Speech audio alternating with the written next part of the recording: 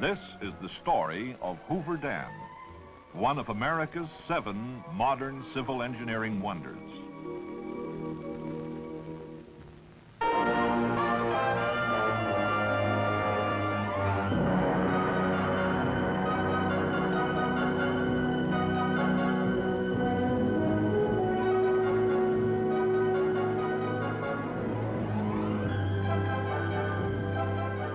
Build a dam in the wilderness and the world will beat a path to it.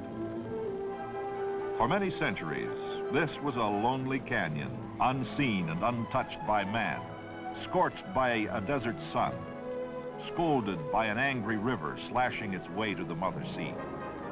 Now it lies peaceful and silent, except for the gentle hum of a hydroelectric power plant, the bubbling up of water as it leaves mighty turbines, the cheerful sounds of America and the world on the move to see this pioneer multi-purpose reclamation project man built in Black Canyon.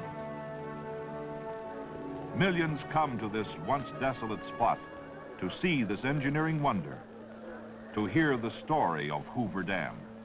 Ladies and gentlemen, we're now standing on the powerhouse ramp 560 feet below the top of the dam.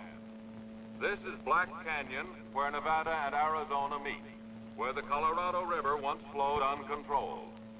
Here is where man conquered this mighty river, placing a concrete yoke about its neck to harness its tremendous water and power resources. The water that flows through the canyon. Through the ages, the river has gathered to its bed the snow-fed rivulets of the Rockies, flowing southwestward in its wild 1,400-mile descent to the Pacific Ocean, gouging great canyons, piling up great deltas of silt in the valleys. Early settlers were at the mercy of this untamed giant. Melted snow from the mountains each spring swelled the Colorado River into a raging torrent, flooding fertile valleys along its banks, destroying farmlands, homes, and cities. In 1905, the Colorado cut through its banks below the Mexican border and for 2 years poured unchecked into the Salton Sink, forming an inland sea. After each spring's flood, when the river had spent its fury, it dried to a trickle. Crops withered and died. Man and his livestock thirsted. All living things suffered. Settlers along the river were discouraged and aroused. Some gave up and went elsewhere. Others stayed to fight. The river had to be regulated, controlled in a year-round flow if they were to succeed. No more floods, no more droughts. Arthur Powell Davis, first reclamation director and chief engineer, understood their problem. For years, he had traveled up and down the river, surveying, studying. Build a high dam in a deep canyon upstream to control the river, he reasoned. In 1918, Davis reported his findings and proposals to Congress. Congress responded in 1928, passed the Boulder Canyon Project Act, authorizing construction of Hoover Dam to control and regulate the Colorado River, and the All-American Canal System to deliver water to farmlands on the lower river. In 1930, President Herbert Hoover, for whom the dam is named, signed the appropriation bill to begin construction. Under a contract awarded in March 1931 to 6 companies incorporated, a combine of 6 major construction firms, men and machines went to work to build this dam of unprecedented size, this modern civil engineering wonder. Reclamation engineers rushed to completion specifications and design drawings. Crews at the dam site completed their surveys and investigations. The thunder of man's determination to conquer the Colorado reverberated between the sheer cliffs of Black Canyon as construction got underway. The first major task was to divert the river around the dam site. To do this, 4 tunnels, 2 on each side, were drilled through the canyon walls. Each 56 feet in diameter, they averaged 4,000 feet in length. Drill holes were packed with dynamite and blasted. After each explosion, shovels and trucks entered the tunnels, mucked out the shattered rock, and dumped it in nearby gulches. Workmen excavated over 1.5 million cubic yards of blasted rock material from the 4 tunnels in 13 months. The tunnels then were lined with concrete 3 feet thick.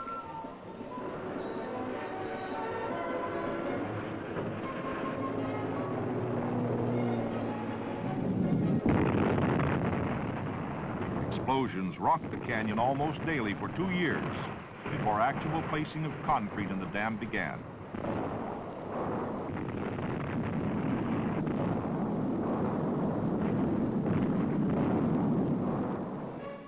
Acrobatic workmen called high-scalers prepared the canyon walls for each blast. Suspended on ropes, they drilled holes in the rock and loaded them with dynamite. After each explosion, these daredevils swarmed over the cliffs, prying loose rock and clearing the walls of debris.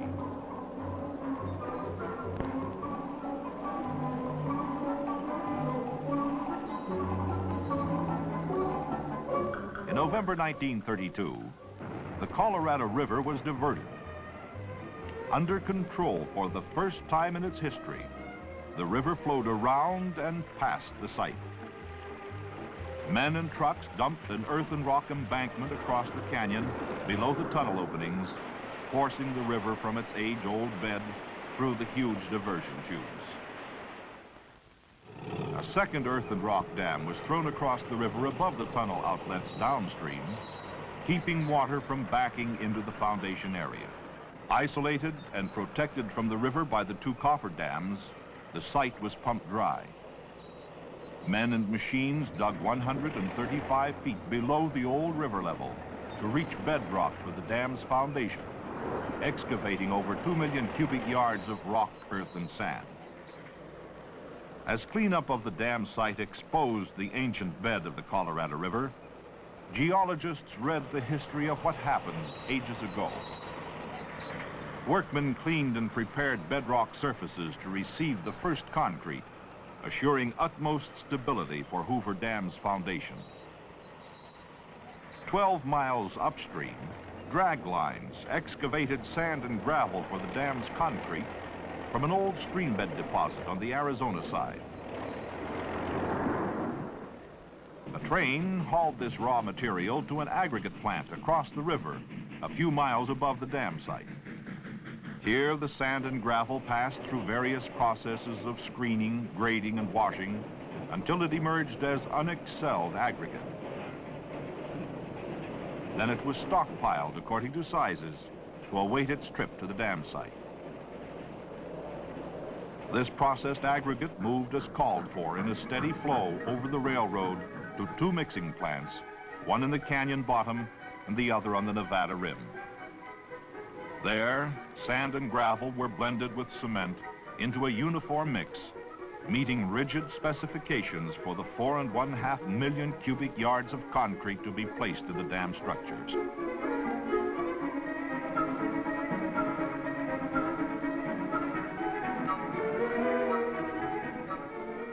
From the mixing plants, concrete was dispatched to all points of construction.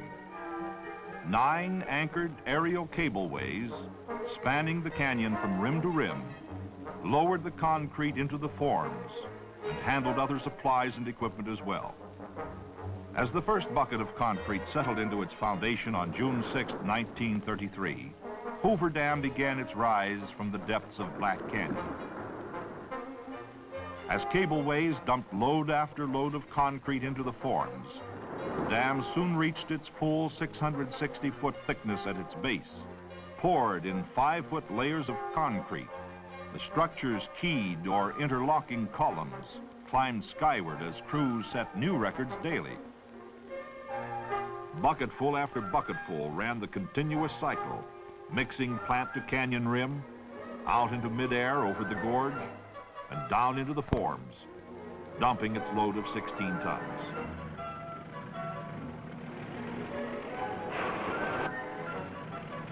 Crews vibrated and compacted the fresh pours, while buckets returned again and again to the mixing plants to be filled with more concrete or other waiting forms. Crews worked under all conditions, all seasons of the year without cessation, rain or shine, day and night. By June 1934, 1 year after the first pour, 2/3 of the dam's concrete had been placed in the forms. Hoover Dam had risen to an impressive height, already taking its place as one of the world's wonders. As Hoover Dam climbed between its abutments, related structures also took form. At the toe of the dam, the U-shaped power plant to house generating equipment, control and maintenance facilities was built in twin wings, one along each side of the canyon walls. Intake towers, 2 on each side, for the power plant's penstock system, climbed as a maze of reinforcing steel and concrete. Perched on shelves hewn in the canyon walls, these graceful columns rose 403 feet, well above the dam's crest and the canyon rims. 2 giant spillways were set against the canyon walls on each side of the reservoir just above the dam. These high-level controls, each capable of bypassing 200,000 cubic feet of water per second, assure that no water will ever overtop the dam. Water flowing into the basins plunges downward through the spillway tunnels to enter the river below the dam. 100-foot-long drum gates on the spillway's crests rise during flood stage to give the reservoir an additional 16 feet of storage. Hoover Dam's penstock system called for pipes of unprecedented size, ranging from 8 1/2 to 30 feet in diameter and 5/8 to 2 3/4 inches in thickness. As it was not possible to ship units of this size across country, steel plate was brought from eastern rolling mills. A steel fabrication plant, erected especially for this job near the dam site, rolled and assembled the nearly 3 miles of pipe installed in the canyon wall tunnels. As in all unprecedented phases of Hoover Dam's construction, fabrication of the pipe sections required special machinery and equipment. Edges of the dimension plates were shaped on a planing machine to assure precision and accuracy of later steps in their manufacture. Then they were bent on a giant press and rolled into circular form. One such plate equaled 1/3 the complete circumference of a finished pipe. 3 of the largest curved plates welded together formed a ring 30 feet in diameter and 11 feet long. 2 of these rings joined made up a section weighing 150 to 184 tons. A vertical lathe machined the edges so the sections would fit precisely when joined into continuous penstocks inside the canyon walls. A train passing through one of the 30-foot sections reveals their comparative size. When the intake towers and their connected tunnels were ready to receive the penstocks, a specially designed trailer hauled the sections one at a time down the highway from the plant to the dam site. At the canyon rim, a 150-ton cableway relieved the trailer of its tremendous burdens, swung the pipe sections out over the gorge, and lowered them under absolute control.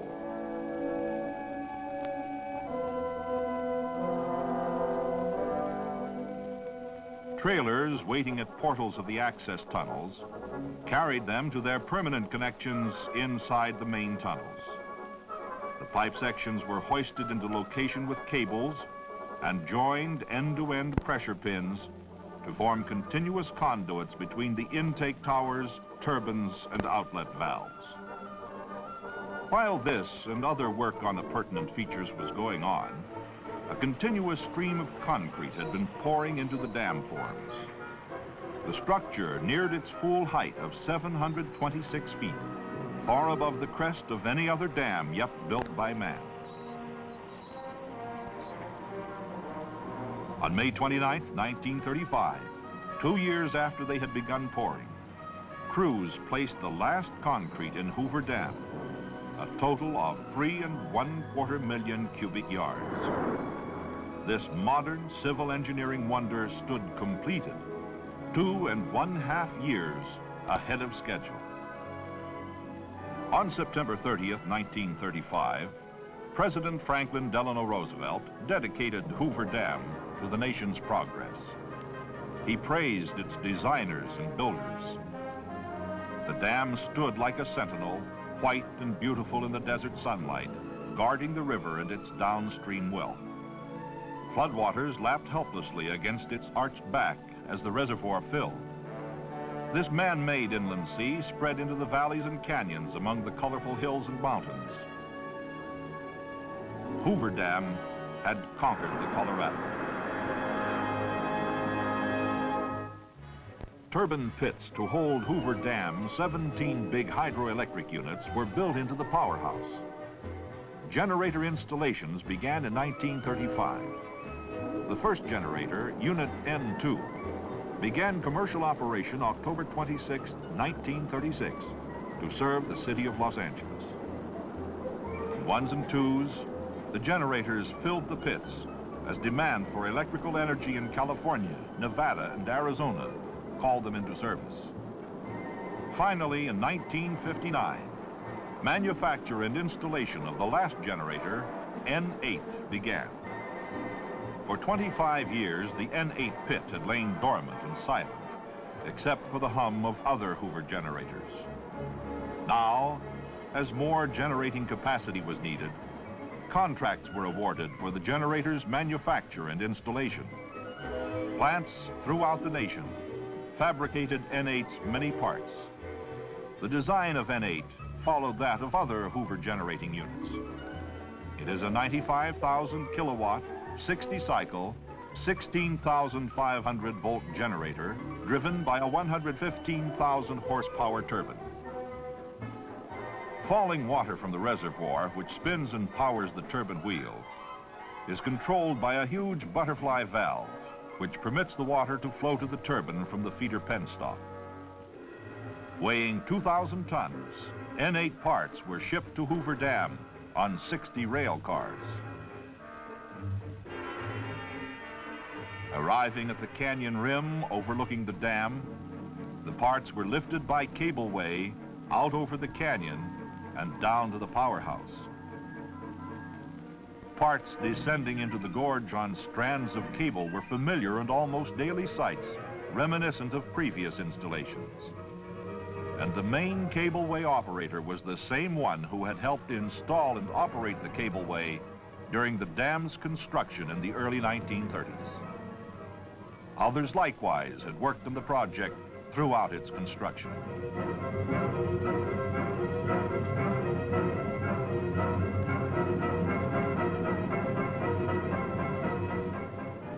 Inside the Nevada wing of the powerhouse, technicians assembled and installed the mass of electrical cargo. Crews prepared the N8 pit to receive the new generating unit. They removed temporary slabs over the turbine and relief valve outlets to the tail race or river. Liners assembled in these openings were set in concrete. The turbine's scroll case sections were lowered into the pit. Sections were leveled, bolted together, and aligned. The completed scroll case was then anchored in concrete. Later, the turbine's water wheel, attached to the bottom end of the shaft, was installed inside the case. The butterfly valve was assembled on the generator floor and later connected between the feeder penstock and the turbine's scroll case. Meanwhile, the generator's two main parts, the rotor and stator, took form. Steel lamination plates were stacked around the rotor and stator frames. Coils were locked into place and electrical connections were made. The powerhouse's overhead cranes lifted the completed 254-ton stator from its erection bay and carried it gently to its foundation over the turbine pit, where it was lowered and bolted into place. The 466-ton rotor was moved from its erection bay and lowered inside the stator. The rotor was then joined to the turbine water wheel by a 38-inch diameter shaft, 63 feet long. Guide and thrust bearings and other parts were added to complete the assembly. After test runs, N8 went on the line December 1st, 1961, to serve the state of Nevada and to complete the Hoover Power Plant, raising its capacity to 1 1/3 million kilowatts, keeping it as one of the world's largest hydroelectric installations. As the last sounds of construction faded into history, Hoover Dam had cost $175 million. Less a deferred payment of $25 million allocated to flood control, Hoover Dam's cost is being returned to the federal treasury at 3% interest from the sale of hydroelectric power. Hoover Dam has fulfilled the hopes and expectations of those who envisioned this great reclamation project.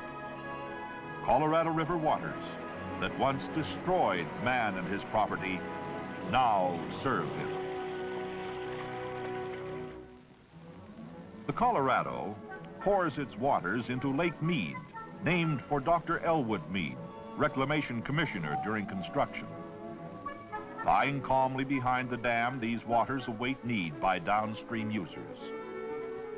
Water is released through the Hoover Power Plant turbines in a year-round flow to irrigate over 1 1/4 million acres of desert land, serve municipal and industrial needs of the Pacific Southwest, generate hydroelectric energy, and provide various other multi-purpose benefits.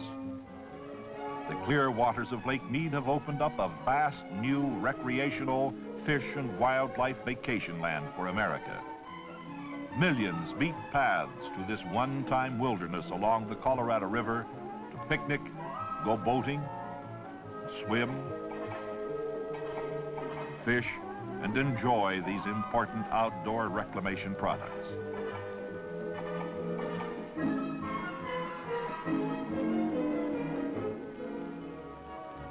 Hoover Dam and its power plant work around the clock to serve water and power needs of the Pacific Southwest. Water from Lake Mead, passing into the intake towers, falls over 500 feet through the penstocks to spin the giant turbine wheels and then discharge to the river. This action is repeated at downstream reclamation dams. Transformers step up Hoover Dam voltage as it comes from the generators. Lines carry this power up over the powerhouse roof to the switchyard. From there, it is transmitted over lines across the desert. The river flows southward, and along the way, man diverts from the controlled stream to sustain his prosperous way of life. 67 miles downstream, Davis Dam re-regulates the Colorado's flow, releasing water through its power plant turbines to irrigators in this country and Mexico. Davis Dam generators interconnect with those at Hoover Dam upstream and those at Parker Dam downstream. This energy goes out over transmission lines of the Parker-Davis project to farms, homes, and factories. Much of this Colorado River energy pumps the farmers' irrigation and drainage water. Parker Dam, 155 miles downstream from Hoover Dam, was built with funds advanced by the Metropolitan Water District of Southern California. Parker Dam provides a forebay for the district's Colorado River Aqueduct, another one of America's 7 modern civil engineering wonders. Electrical energy from Parker and Hoover power plants pumps water along the aqueduct. This waterway delivers municipal and industrial supplies to the Los Angeles and San Diego coastal areas. Parker Dam also controls floods. Below Parker Dam, Headgate Rock Dam diverts water to Colorado River Indian Reservation lands in Arizona. And farther downstream, the Palo Verde Diversion Dam sends water to the Palo Verde Irrigation District, oldest irrigation development on the Colorado River. At Imperial Dam and Desilting Works, 300 miles downstream from Hoover Dam, Colorado River water enters river-sized canals to irrigate farmlands in California and Arizona. The All-American Canal System carries part of the Colorado's flow westward to the Yuma, Imperial, and Coachella valleys. When water reaches its farthest point on this canal system, it has traveled nearly 500 miles after leaving Hoover Dam and has required 10 days to make the trip. The Gila Gravity Main Canal takes water from Imperial Dam south and east to valley and mesa lands of the Gila and Yuma auxiliary projects.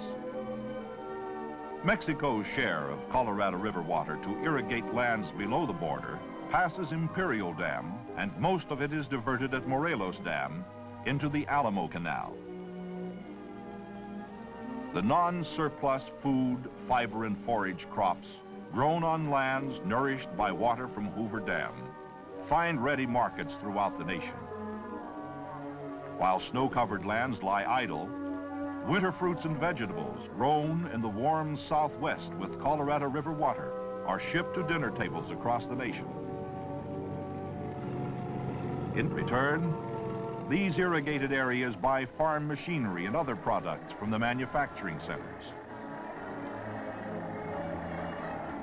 This exchange of goods between West and East, North and South, has helped develop America's free enterprise prosperity.